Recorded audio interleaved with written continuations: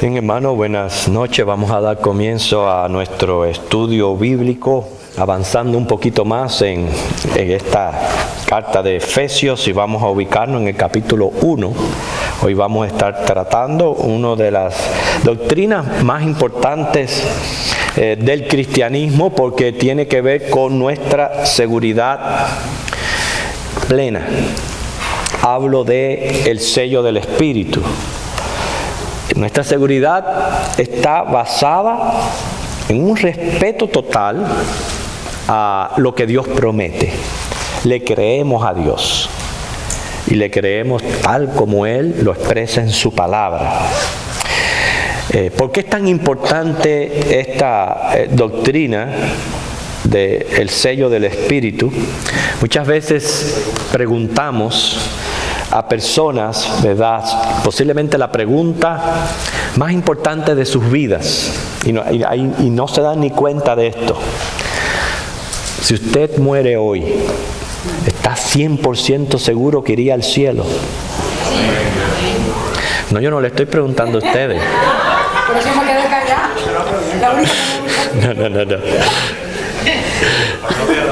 No.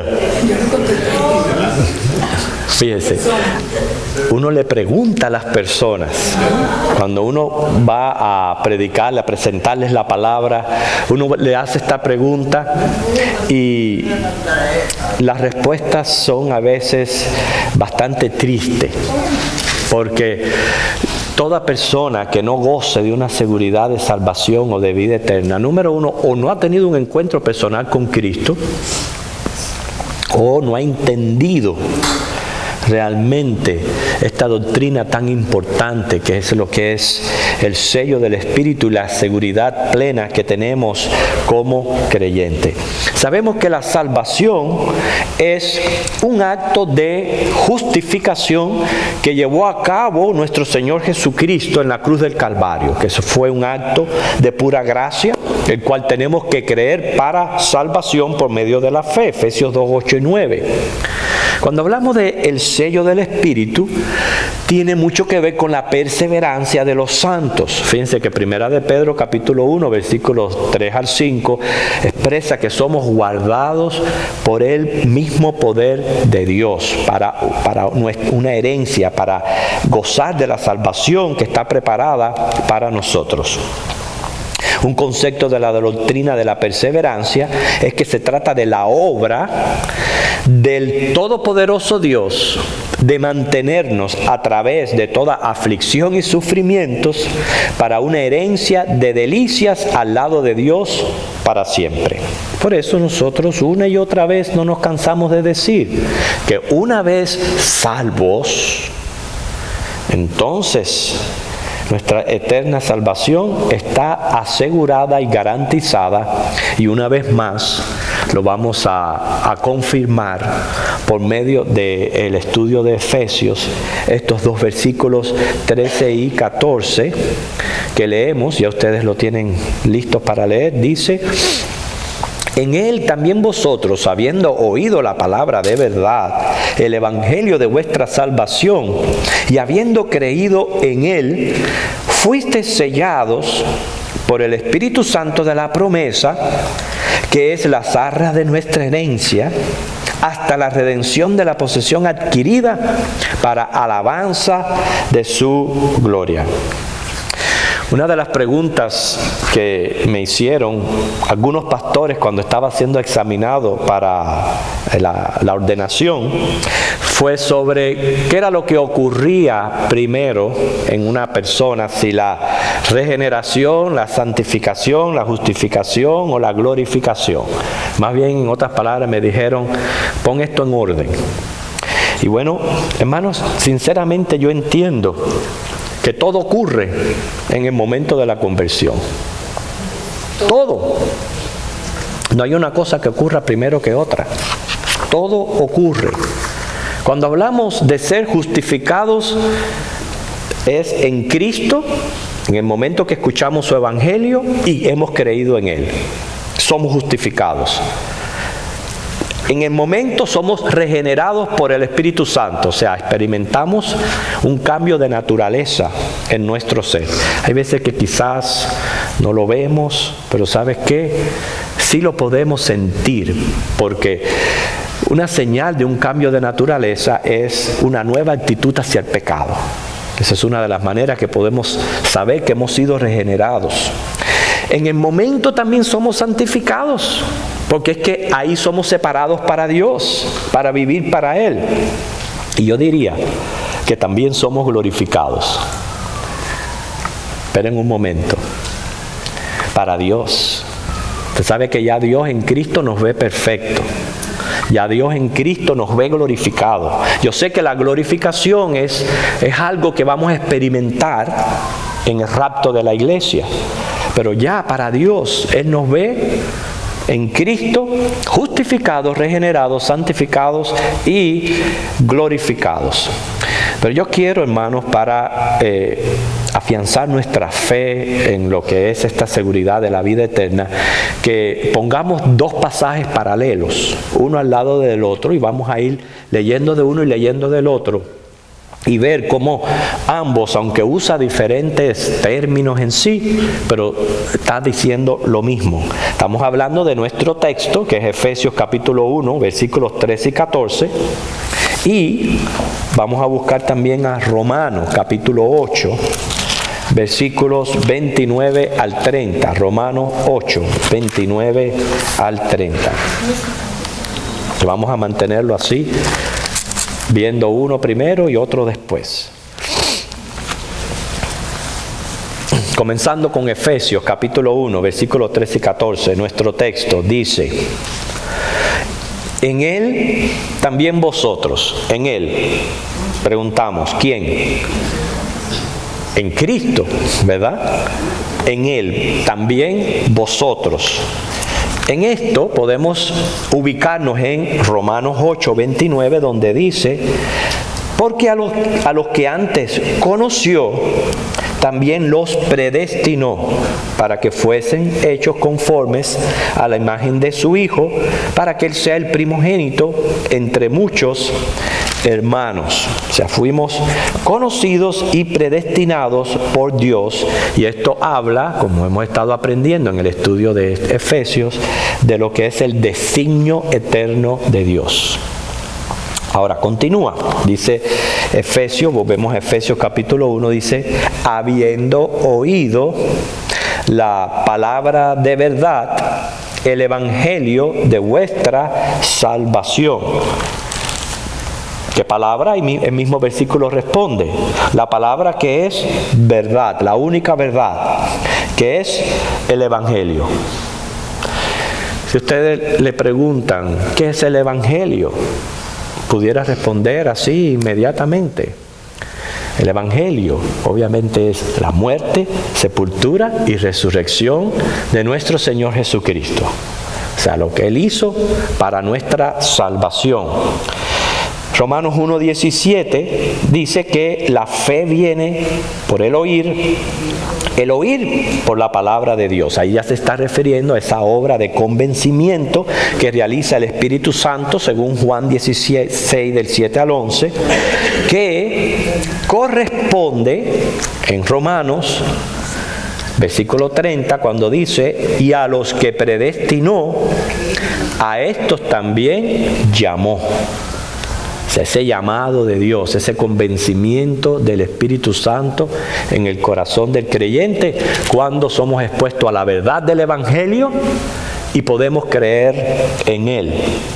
Tercero, Efesios capítulo 1 dice, versículo 13, la otra parte: habiendo creído en Él. Esa es la tercera parte, habiendo creído en Él, o sea, en Cristo como el Salvador. Ahí estamos viendo el papel de la fe, que corresponde en Romanos 8, cuando dice: a los que llamó, a estos también justificó. Dice Romanos 5:1 que justificados pues por la fe, tenemos paz para con Dios. Ahí está el papel de la fe. Esto está hablando de lo que es decreto divino. O sea, la primera parte habla de su designio. La segunda, cuando habla de lo que es escuchar el Evangelio y ser llamado, habla del deseo de Dios. Por eso es que Dios llama a muchos.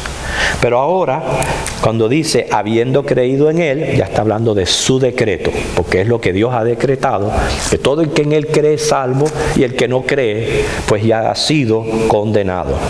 Bien, termina este versículo con la doctrina que estamos tratando, que es el sello del Espíritu. O sea que habiendo pasado por todo este proceso, de la cual es iniciativa de Dios llamándonos, dice, fuisteis sellados con el Espíritu Santo de la promesa. Eso corresponde en Romanos capítulo 8, cuando dice, a los que justificó, a estos también glorificó. Vemos que Pablo en Romanos sí lo pone, glorificó, esta glorificación futura, como si ya estuviera cumplida. Dice, a estos también ya glorificó. Corresponde también en Romanos 8 a esa última parte, esos versículos tan preciosos del 37 al 39, donde dice que nada, nadie, parafraseándolos, nos va a poder separar del amor de Dios. Ahora, el versículo 14 dice que es las arras de nuestra herencia. Está hablando de ese sello.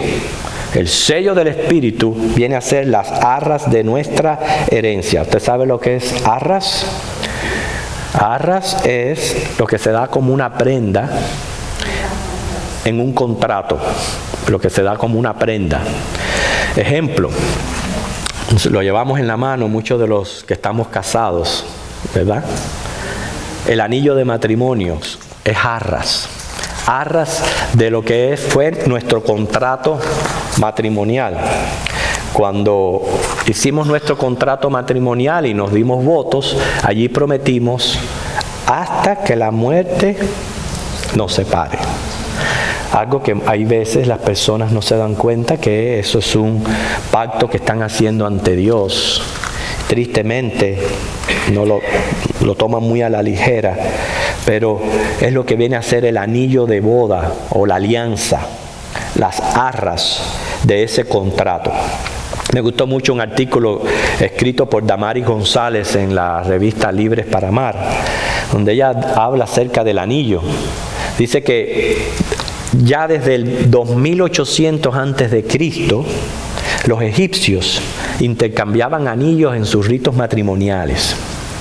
Para ellos el círculo representaba una forma sin principio y fin, o sea, la eternidad.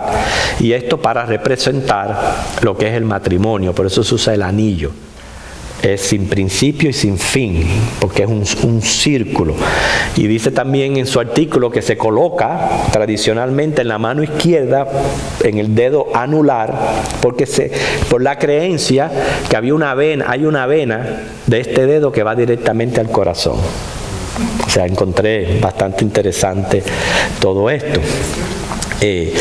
Las arras, hermanos, que nos da Dios, mire, son más valiosas que los mismos anillos. Los anillos primero fueron de cuero, luego de hierro, así que usted se imagina las damas con aquellos anillos de hierro. Y después, pues, se usaban los metales preciosos, y ya ustedes saben que hoy día, pues, se le coloca esa preciosa piedra que las mujeres la vuelve loca, que es un diamante. Mire, hoy pusieron en venta, no sé si hay alguno aquí que lo quiera comprar, pusieron en venta un anillo con un diamante valorado en más de $9 millones. Así que está disponible si usted lo quiere adquirir. Es interesante que diamante viene de la palabra griega adamas, significa lo inconquistable, porque es una de las piedras más fuertes de la naturaleza. Y las mujeres se vuelven locas por un diamante, ¿verdad? Piensan que ese diamante, pues, está representando quizás el valor que le está dando su compañero. No sé qué pasa por la mente, pero hay mujeres que sí aprecian esto. Sin embargo, las arras que tenemos de Dios, hermanos, fíjense como les digo, no tienen valor. Pero cuando digo que no tienen valor, no es que no sea valerosa, sino es que es tan valerosas que no se le puede poner precio a las arras de nuestra herencia. Irónicamente, estas arras pueden ser de la persona más pobre del mundo, lo que tenemos de Dios. Por eso dice ahí en el 14, que es las arras de nuestra herencia hasta la redención de la posesión adquirida para la alabanza de su gloria. Por eso, la seguridad de la salvación, el sello del Espíritu, tiene que ver con mi fe. Creer lo que Dios me promete. Dios me promete vida eterna en Cristo. Ese es su testimonio, 1 de Juan 5, 11 y 12. Él también promete que vamos a ser transformados en cuerpos glorificados, llevados a la Nueva Jerusalén, donde allí vamos a vivir por la eternidad. Donde Él mismo dice que esa herencia, todo lo que Él tiene preparado para nosotros, tiene 3 propiedades. Estas 3 propiedades las podemos encontrar en 1 de Pedro capítulo 1. Vamos a buscar ese pasaje, 1 de Pedro capítulo 1, versículos 3 y 4.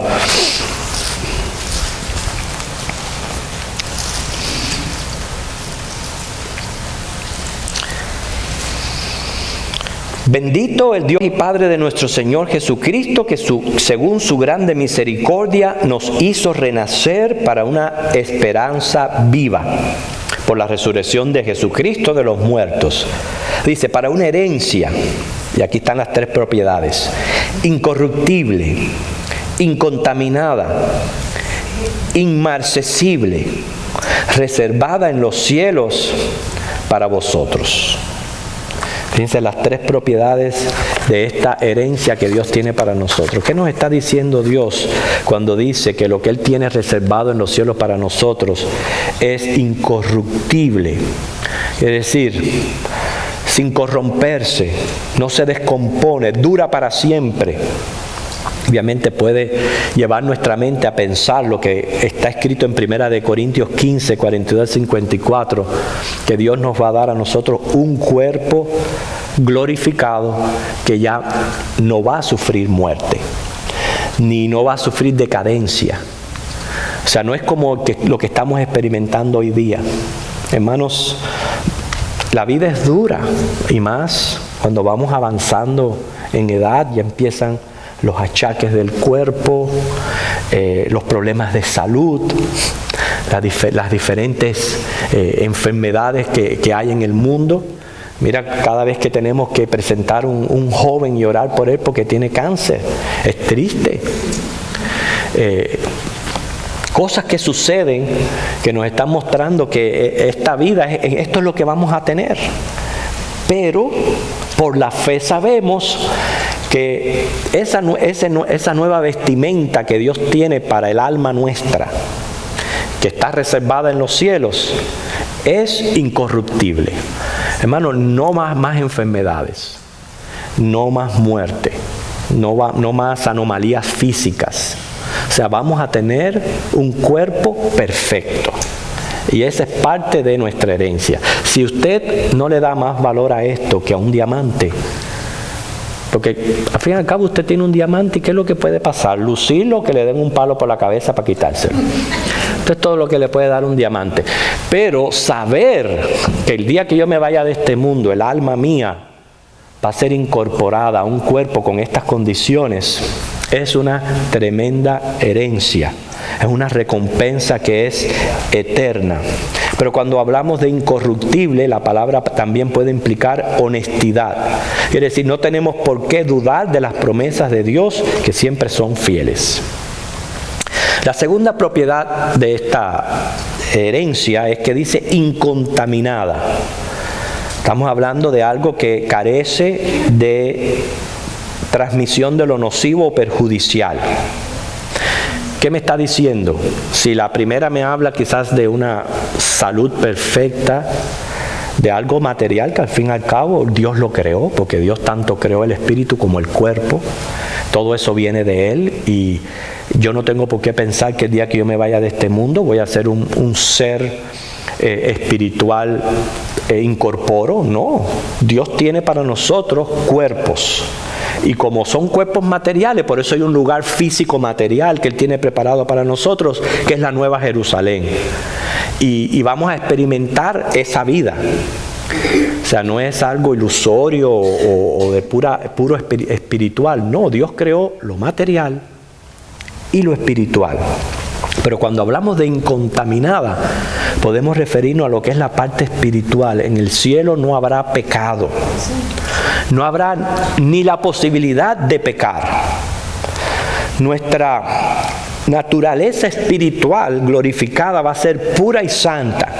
Estamos hablando pensamientos perfectos, emociones perfectas, una voluntad bien dirigida e inclinada hacia la santidad. No tenemos por qué dudar de las promesas de Dios y pensar que el episodio del huerto del Edén va a volver a suceder. No. Tampoco lo que pasó después del diluvio con Noé, que como la tierra se volvió a corromper. No tenemos por qué pensar que cuando estemos allí va a volver de nuevo a haber contaminación. No, allí no puede entrar pecado. Y por eso está hablando de nuestra herencia no solamente en el aspecto físico, pero si usted le quita la vida, todo lo que puede causar el pecado, en lo que es en la parte intelectual, emocional y en la voluntad, todo va a ser perfecto. Y la tercera propiedad es inmarcesible. Otra palabra para inmarcesible quizás que podamos entender mejor es inmarchitable. O sea, no se va a marchitar. Da la idea de, usted sabe cuando las plantas carecen de agua, que se marchitan, que más o menos o sea, eso no va a suceder allá en el cielo. ¿Qué me está diciendo a mí? Que todo lo que pueda causar cualquier tipo de tristeza, dolor, llanto, sufrimiento, todo lo que puede marchitar la vida va a ser totalmente eliminado. Apocalipsis 21:5.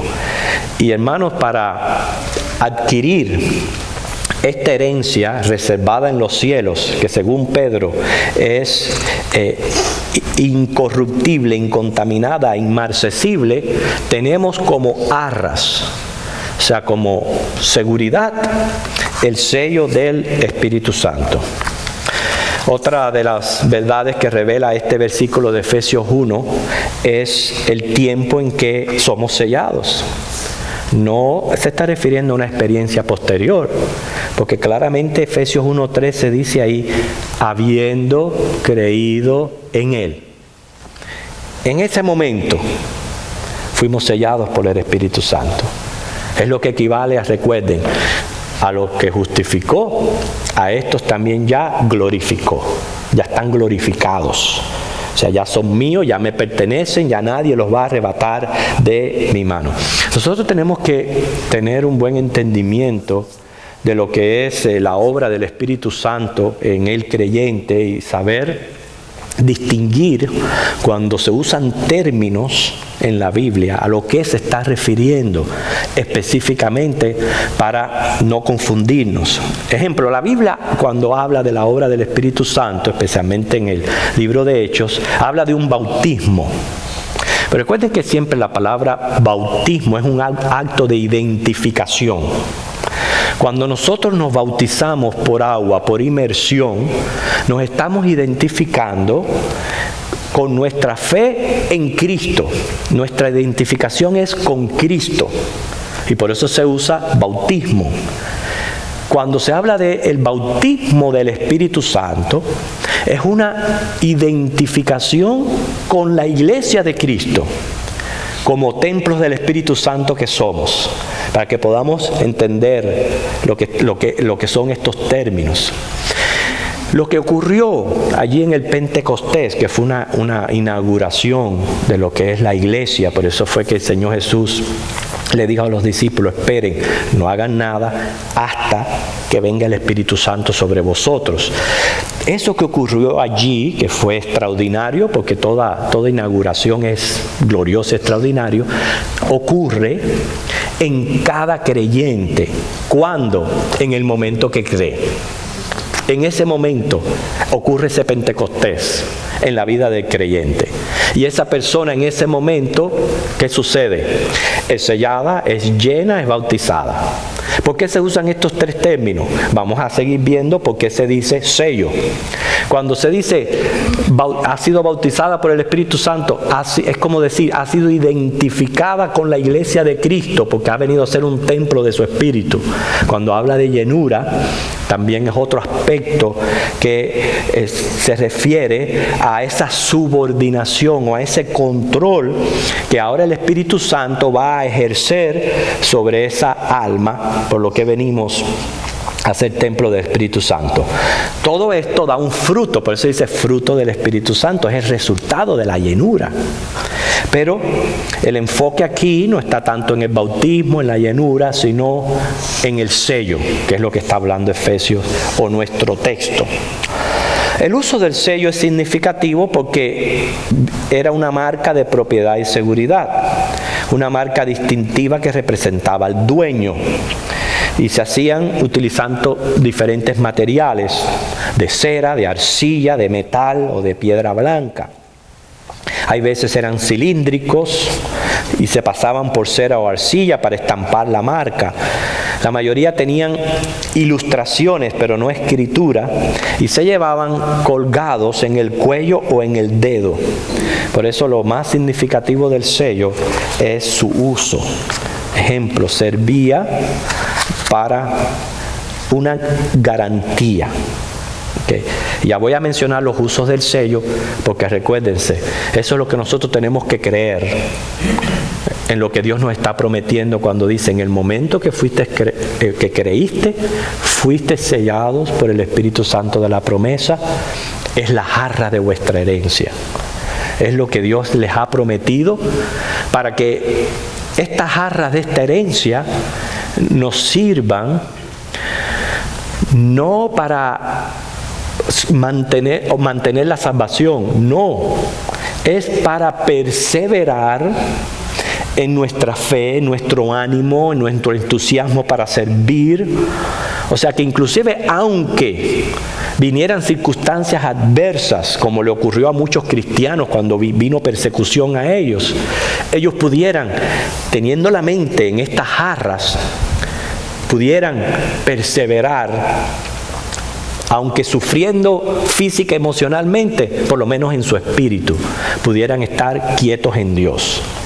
Que sabían que aunque este cuerpo se deshiciera, como decía Pablo, Dios le tenía a él un edificio en el cielo. Entonces, el sello, este sello que les hablo, ahora en nuestra mente, pues cuando hablamos de sello pensamos en las cartas del correo. Pero en aquel entonces era muy popular y muy necesario. Servía de garantía para estampar o validar una carta o un documento en lugar de la firma del remitente.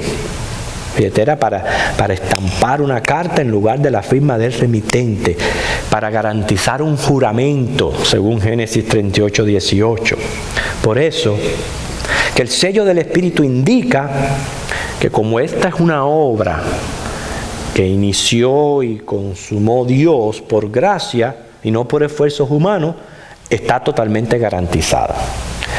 Hebreos 6, 13 al 20 dice, leemos Hebreos 6, 13 al 20.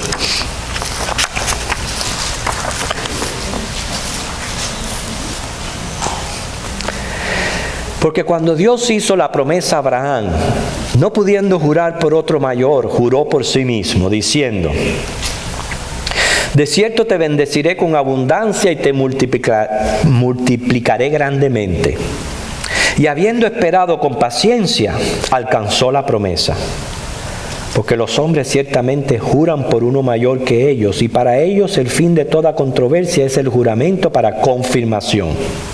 Por lo cual, queriendo Dios mostrar más abundantemente a los herederos de la promesa la inmutabilidad de su consejo, interpuso juramento, para que por dos cosas inmutables en las cuales es imposible que Dios mienta, tengamos un fortísimo consuelo los que hemos acudido para asirnos de la esperanza puesta delante de nosotros, la cual tenemos como segura y firme ancla del alma y que penetra hasta dentro del velo.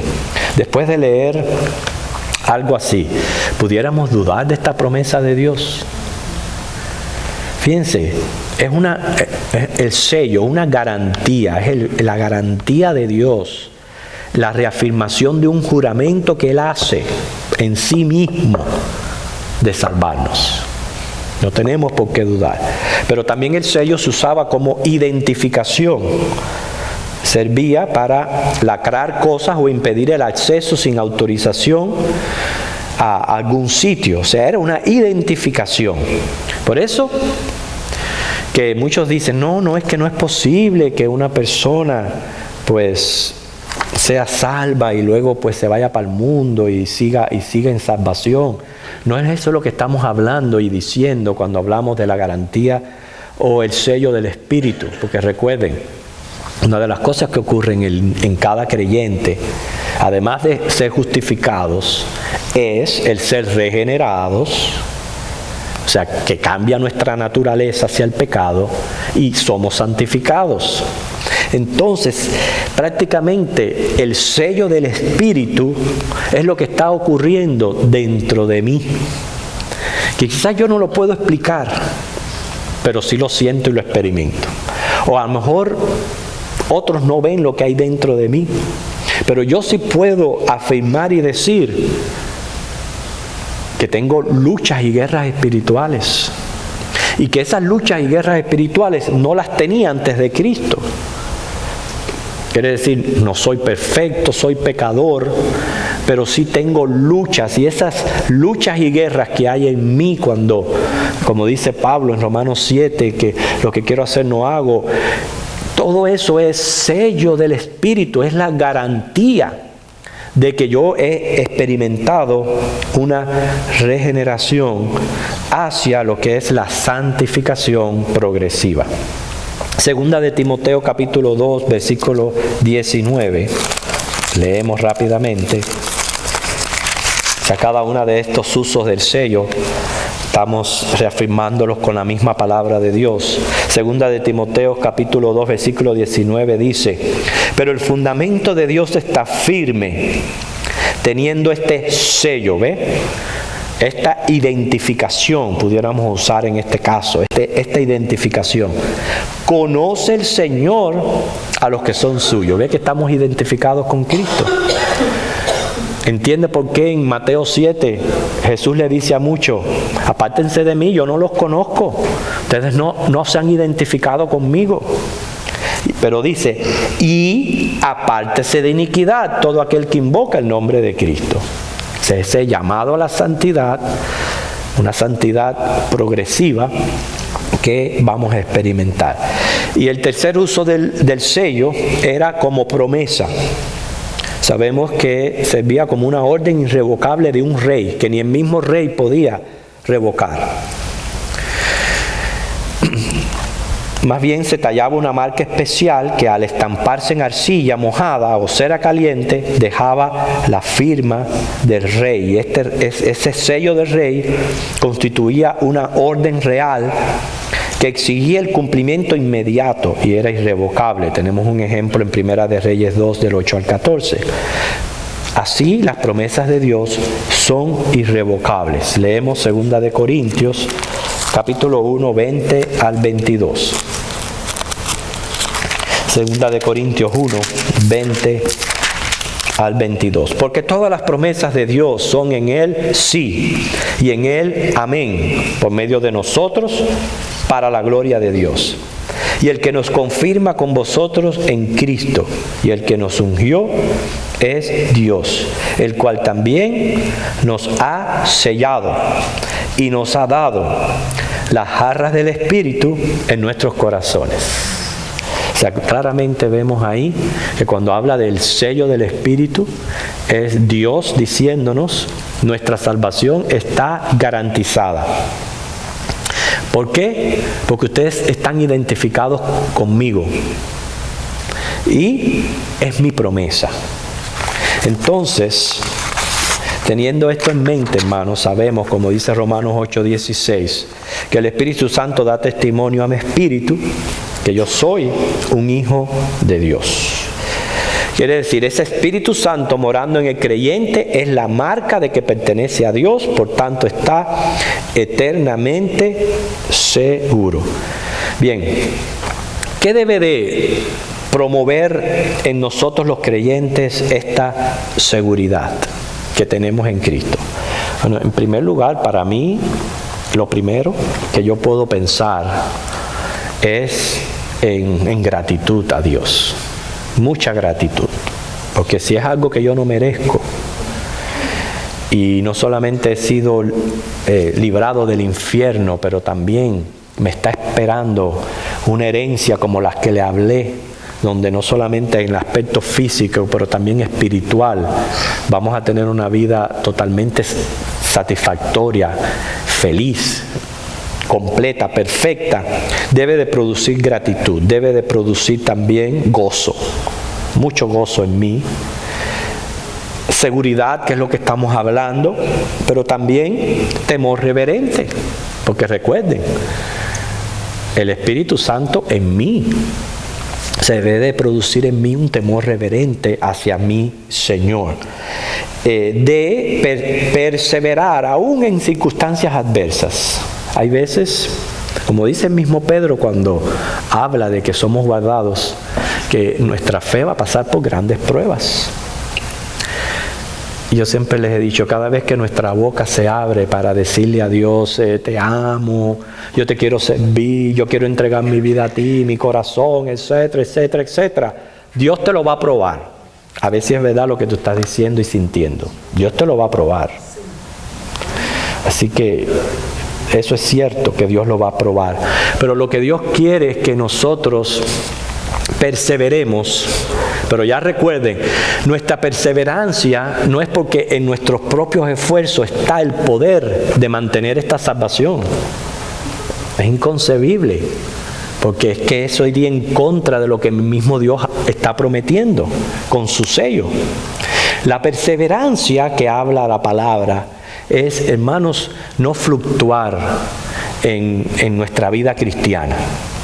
Serle fiel al Señor, ser incondicionales con el Señor, incircunstanciales. O sea, yo no puedo permitir que yo sirva al Señor de acuerdo a las circunstancias, porque entonces mientras que yo me siento mal y estoy esperando a sentirme bien para servir al Señor, las almas se pierden. Entonces, no, yo no puedo ser así. Yo tengo que perseverar en circunstancias adversas. Quiero terminar con esta ilustración sobre la perseverancia. Se dice que dos jóvenes emprendedores preparaban una extraña máquina para la prueba decisiva. Pero una violenta ráfaga de viento arrebató aquel proyecto. Se llevó el frágil aparato, haciendo que diera vueltas por el aire y se estrellara contra el suelo, quedando deshecho. Imagínense aquel momento. Estamos hablando de largas horas de trabajo, dinero invertido en materiales para que quedara en ruinas. Eso ocurrió un día de octubre del 1900. Y no había sido el único revés que frustró el empeño de los hermanos Orville y Wilbur Wright para construir una máquina voladora más pesada que el aire. La persistencia de estos hermanos dio fruto el 17 de diciembre del 1903 en Catty Hawk, California. Lograron que un prototipo motorizado volara durante 12 segundos.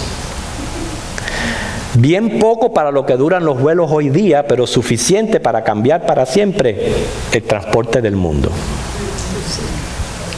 Entonces, pensando yo en esto, en la perseverancia de estos jóvenes, nosotros los cristianos sabemos que un día vamos a volar de este mundo, porque vamos a ser arrebatados.